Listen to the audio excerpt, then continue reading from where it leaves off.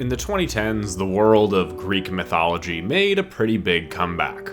This was also, of course, when fantasy was still the king of summer blockbusters instead of superhero films, but it was certainly nearing its end. So when all these Greek mythological stories became popular, studios hoped that films like Immortals and Clash of the Titans would reignite that dying spark. Of course, a big reason why Greek mythology became so popular was because of Percy Jackson, which also came out with a few adaptations that didn't do so well, so neither did any of the more mature live-action movies. And as with most movies that I watched in middle school, I actually liked Clash of the Titans and its sequel Wrath of the Titans very much. But as time has gone on, besides this one scene, Release the Kraken!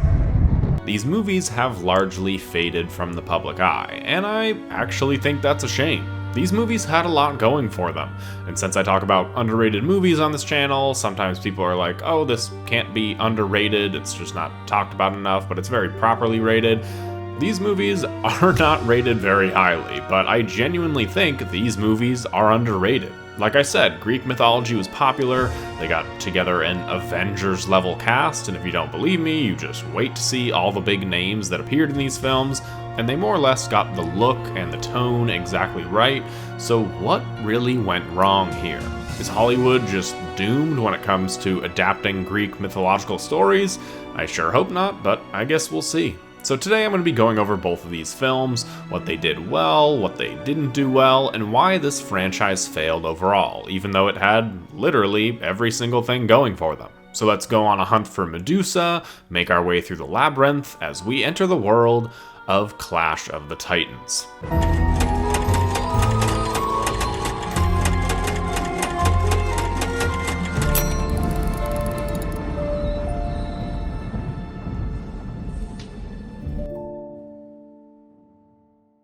So this movie starts off with your pretty typical Lord of the Rings style prologue, explaining the basics of the Greek gods, really highlighting how Zeus banished Hades to the underworld. But then we get some exposition about how our hero was found and raised by a humble fisherman. And that is, of course, Percy Jackson, the son of Perseus, the son of Zeus, of course played by Sam Worthington.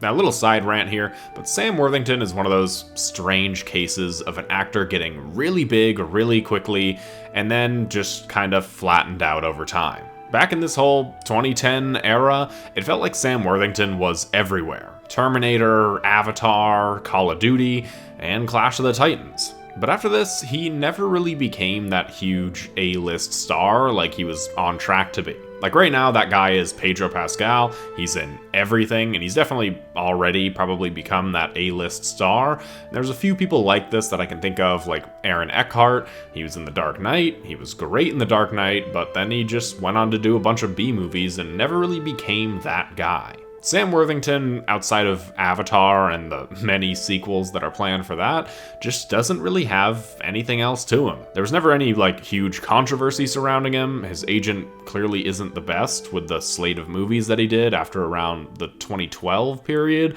But anyways, in this movie, Perseus is your pretty typical fantasy action hero. That, of course, leads him to be a little bit boring, with not a very big personality, but he fits the role well for this film. People are in a state of unrest with the gods, destroying this statue of Zeus, which is like a wonder of the world, probably took years upon years to make, and in retaliation, Hades comes up and kills everybody, including Perseus' family, just because he could. So Zeus himself is pretty upset because people don't like him anymore, and oh my god. So Hades comes to him and offers to cause some chaos for him, and Zeus accepts. Zeus is obviously played by Liam Neeson. He's good in the role. Zeus himself is a bit of an asshole in this movie. I'll get more into that, but there are definitely worse depictions of Zeus on screen. And Hades is played by Ralph Fiennes, who has become so typecast as a villain even to this day, and particularly in this movie, he's really just playing Voldemort. This was around the time that he still was Voldemort, so I think the director just said, hey, you know what you're doing in those movies? Yeah, just do the same thing here. He literally has the same voice, the same mannerisms and movement, and I mean, it makes sense, but it is funny to watch. The movie makes it no secret that Hades is just manipulating Zeus in order to get his revenge. The other gods seem to know this. Hey look, it's Dracula. I mean, Zeus from Immortals. I mean, Luke Evans. I bet he's gonna have a big role in this film and definitely be in more than just this single scene. So Perseus gets picked up and brought to the city of Argos, where all the costumes and sets look great. I know a lot of people post the leak set photos of the Odyssey and praise the costuming, but they did all of that here and it looks good. Hades comes and tells everybody that the Kraken will be unleashed unless they sacrifice the princess, because all these people were taunting the gods, saying they're the new gods now. But upon Hades' arrival, their tunes changed up pretty fast. Perseus is identified as a demigod. He meets this girl cursed with long life named Io and how she's been watching over him for years. Perseus finally accepts that he's the chosen one of this story, so a group gets together to go on a journey and defeat the Kraken. This group is led by Mads Mikkelsen. It's got Nicholas Hoult and even Davos Seaworth, who plays, well, Davos Seaworth in this movie. And guess who else is here? The Hound, for like a scene and a half. They add in some strange comic relief characters, and it's a full ragtag group of friends going on this journey. So far, this is like a half hour into the movie. The acting is pretty good, the pacing is pretty good, CGI is pretty good, music is pretty good, so I was waiting for the whole 5.8 thing and when that was really gonna pop out at me. We get to see the backstory of Perseus' birth, how Zeus pretended to be the king, impregnated the king's wife, so then the king killed his wife and Perseus, and then Zeus is up there like, why don't people like me anymore? I don't get it. Hades then recruits this former king, who looks like he's just been Luciled, but I actually like this. All the layers of the story are coming together very nicely, and it makes for a pretty entertaining story. Mads Mikkelsen plays the role of the mentor in this movie. He helps train Perseus once, and Perseus is already better than he is, and in return he gets this brand new lightsaber sword, but he doesn't want it. Then a huge black Pegasus lands in front of him, and then, whoa, where did she come from? My biggest complaint of the movie so far, and I already mentioned it, but it's that Perseus is a bland character. He's definitely got main character syndrome, especially fantasy main character syndrome, where they don't have a whole lot of personality, they just have an arc. He spends most of this movie constantly saying, I don't want it. But the group continues on, and he gets attacked by his sorta almost father, who knocks him down a hill that goes on forever.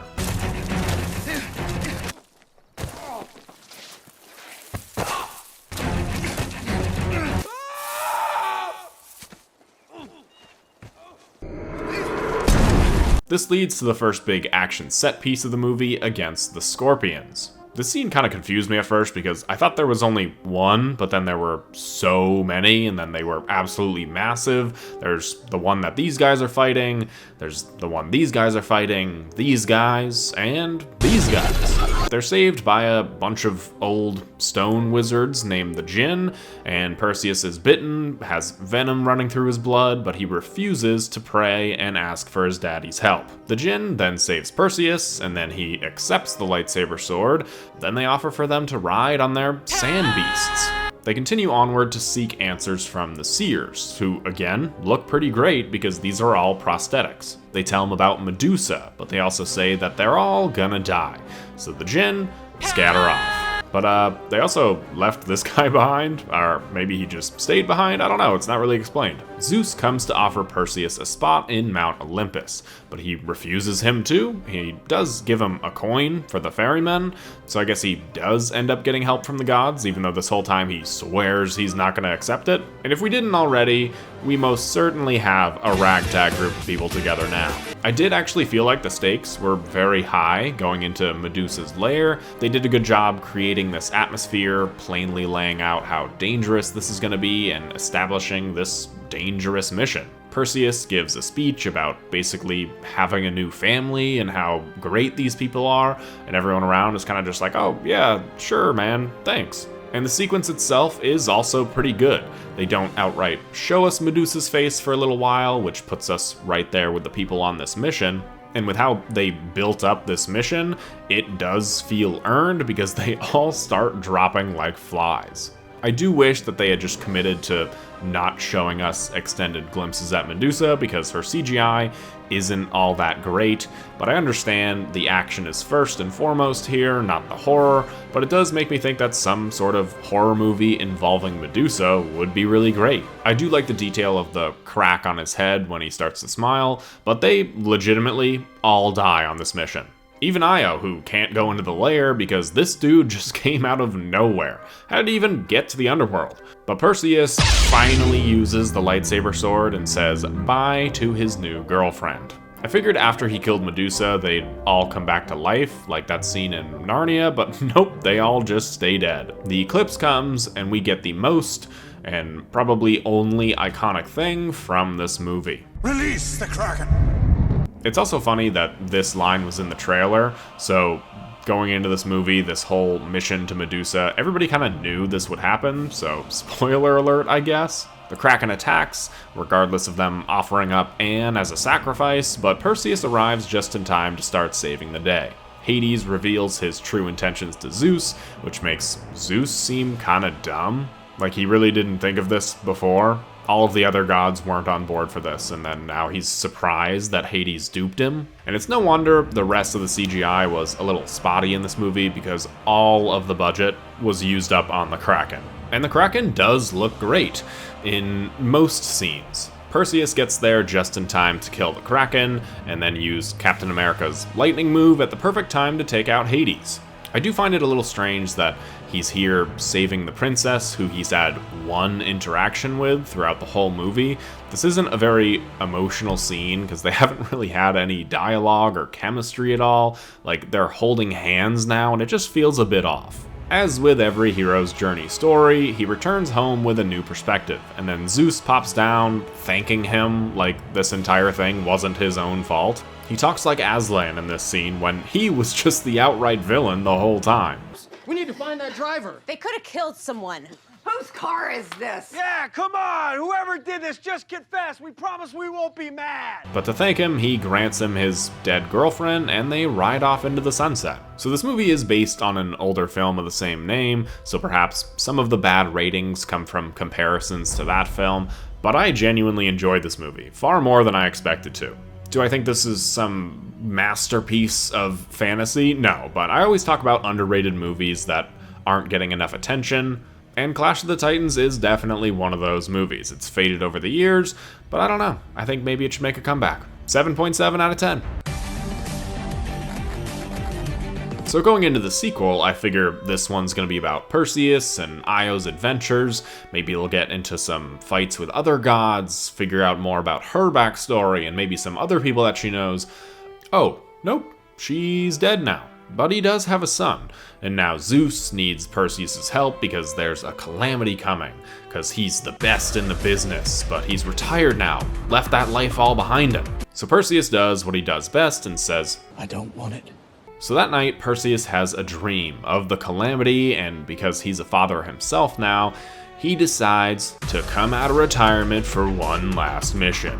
Right away, there's a noticeable budget increase, the CGI looks better, there's even a different aspect ratio for this one, and I like this one better, so no complaints here. But a lot of the complaints for the last movie, judging by the IMDb ratings, was that there wasn't enough time with the gods themselves. There were apparently a lot of cut scenes, actors who were in that movie that ended up getting their roles reduced or cut out completely, so this movie makes sure to rectify that by adding in a lot more scenes from the gods' perspective. Also, it seems like Ralph Fiennes isn't just playing Voldemort anymore. Maybe perhaps because Harry Potter was done, the new director wanted to take it in different directions, or Ralph Fiennes himself was kind of just phoning in the performance. We have delivered Zeus, your son. as you ordered. We then get the first action sequence of the film with Perseus defending his village from this monster. There's a very cool tracking shot of Perseus going through the village, and it's an overall cool fight scene. But as things go on, it seems that a lot has happened between these movies, or more likely, a lot of things changed in drafts of the script. There's stuff that isn't really all that well explained, like a lot of actual character development happened off screen or in a different draft of this movie. Perseus seems to know exactly who Poseidon is, like they go way back. He also seems super disappointed that Zeus is captured, even though he just blew him off a few minutes ago. He gets on the Pegasus and arrives at the army's camp, where he's hailed as a hero and people know all about him. I thought he was living in this village, so that way nobody could know who he was, but it seems like no, he's like one of the most famous people in the world. Rosamund Pike is here playing... wait, the princess from the last movie? So they didn't want to recast the love interest from the last movie because she was too busy filming Hansel and Gretel Witch Hunters, causing them to rewrite the whole script, but they had no problem recasting Andromeda with someone who is, admittedly, a great actress, but doesn't look anything like the actress from the first movie.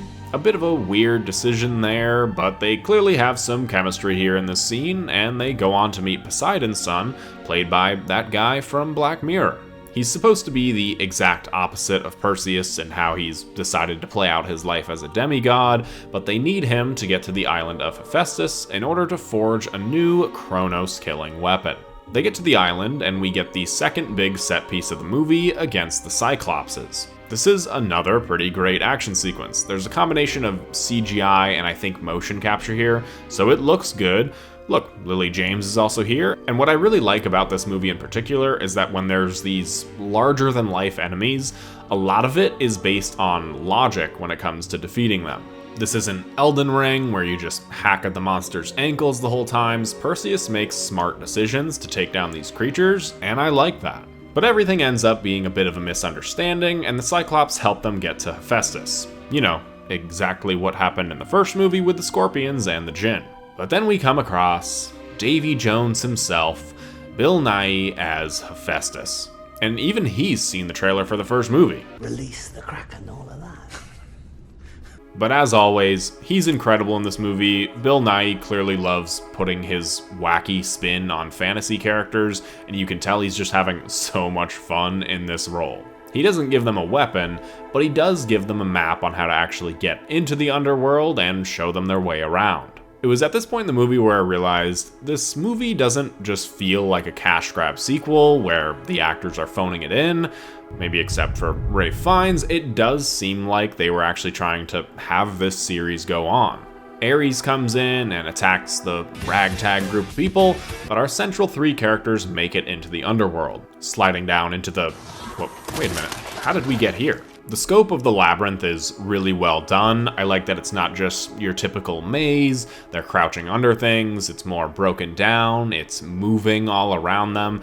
It's a really cool sequence, but for them to get this map and to have Poseidon's son be known as the Navigator, this map doesn't actually help them at all. The Navigator can't figure out how to work it, and they end up just throwing it away. Perseus, of course, goes on to fight a Minotaur, uses its own horn against it, which is pretty badass. Hades and Ares have been draining Zeus's power in order to wake Kronos, and Liam Neeson actually looks like Zeus here. There's a fight between all of them, and they ultimately end up getting Zeus out of the underworld. It's funny how they bring him back to this camp, and everyone's just kind of like, holy shit, is that Zeus?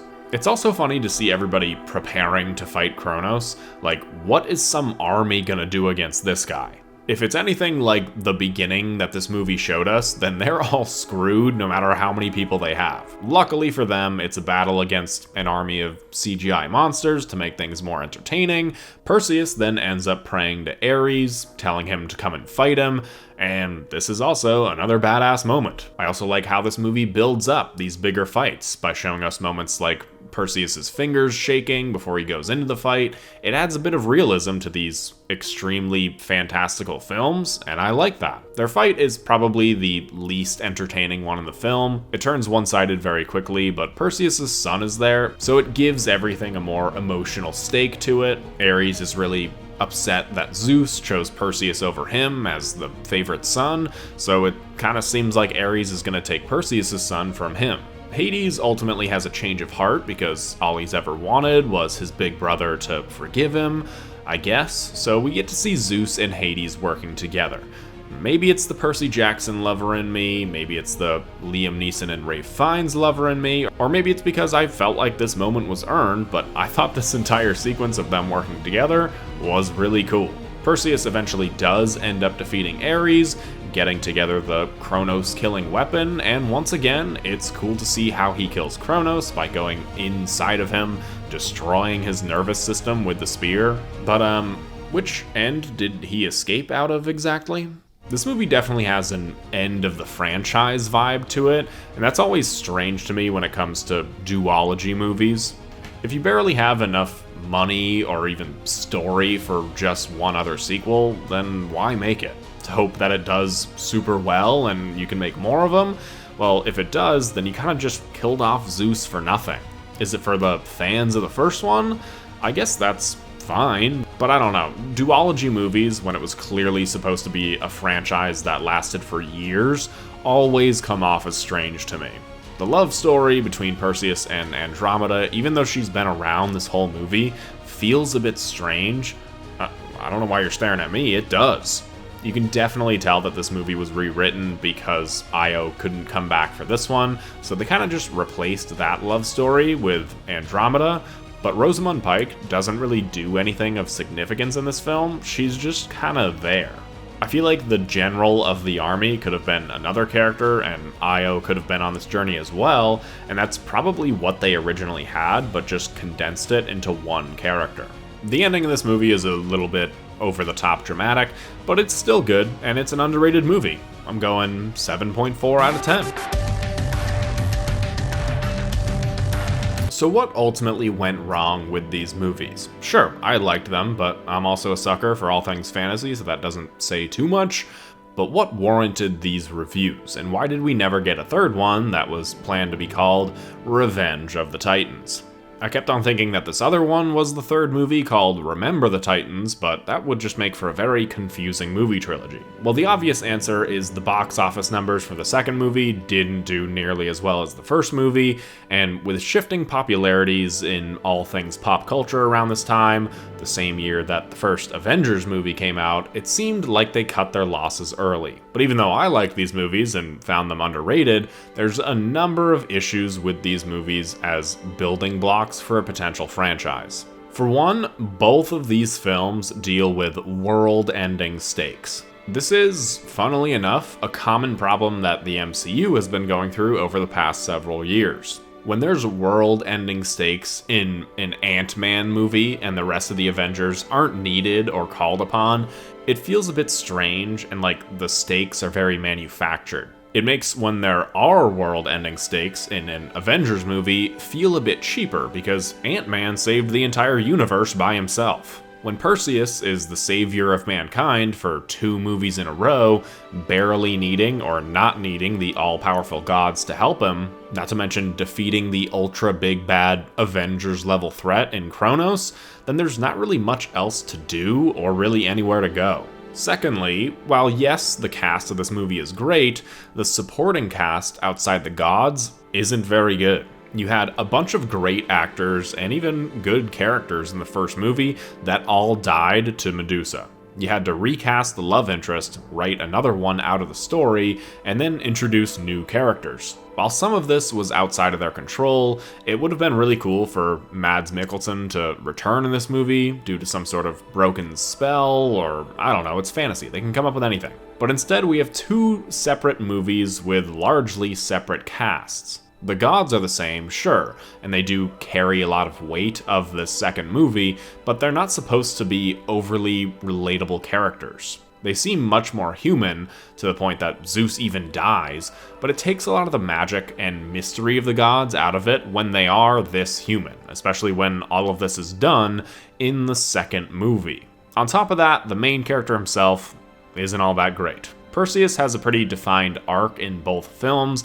I do like him a bit better in the second movie, but at the end of the day, he's your typical action fantasy hero who's always kind of here to lift up the other supporting roles, but when the supporting roles aren't all that good, it leaves the main character feeling a bit hollow. But maybe I'm just caught up in the comparison of other successful fantasy franchises. Maybe this duology of world-ending tales was all they wanted to do. But with how vast the Greek mythology goes, and with how much money was put into this franchise, I would bet a lot of money myself that they definitely wanted to do more, and for more to come out of this franchise. Liam Neeson even said a few years ago that he'd love to come back as Zeus, but that didn't generate enough excitement for a third installment, which I actually think is a shame. Maybe the Odyssey will make this whole sword and sandal subgenre come back to life, and maybe then we'll get Clash of the Titans 3, or even more likely, a rebooted TV show on Amazon Prime or something. But those are all my thoughts on the series. Let me know yours in the comments below. Special thanks to all my channel members, and I will see you all in the next one.